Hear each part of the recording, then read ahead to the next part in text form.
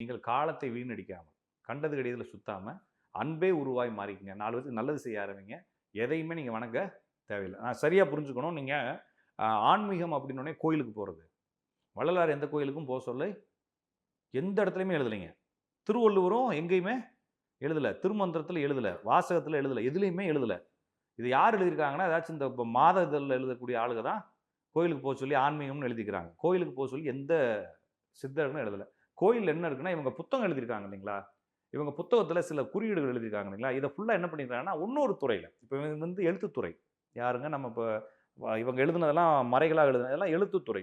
அந்த எழுத்துத்துறை வளரும் பொழுது, அவங்க வச்சிருக்கக்கூடிய அந்த சப்ஜெக்ட்ட ஒரு சாரார் வடிவத்துறைக்கும் குடுத்தாங்க. அத என்ன செஞ்சாங்கன்னா, இவங்க எழுதுறத ஃபுல்லா அவங்க என்ன பண்ணாங்க, ஒரு படம் மாரி, ஒரு உருவங்களாக வரைஞ்சாங்க. அது உருவங்களை விளக்குவதற்காக வரைஞ்சாங்களே தவிர, அது உருவத்த கும்பிடுறதுக்கு அவங்க வணங்கல. அப்ப 6 வீடுகள் என்பன நான் என்ன சொல்றேன்னா, இத நான் நான் சொல்றத விட நீங்க படிக்கிறது சரியா இருக்கும்.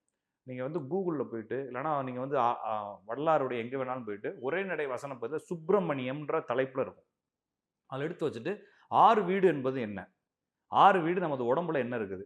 ராஜசம், தாமசம் இந்த மாரி குணங்கள் இருக்கு இல்லைங்களா? இந்த குணத்தினுடைய ஏற்ற இறக்கங்களால் எந்தெந்த வீடுகள் நம்மளுக்குள்ள உற்பத்தி ஆயிருக்கு? அந்தந்த வீடுகளுக்கு நம்ம அனுபவங்கள் செல்லும்பொழுது நம்ம என்னத்த அடையிறோம்? இந்த அனுபவங்கள் நம்மள எங்க தூக்கிட்டு போய் நிறுத்த போகுது? இந்த அனுபவங்கள் முடிஞ்சதுக்கு அப்புறம் அடுத்து என்ன தத்துவம் நம்மளுக்குள்ள இயங்க போகுதுன்றதுக்கான முழு விளக்கத்தையும் அழகா சிம்பிளா எழுதியிருப்பாரு. இத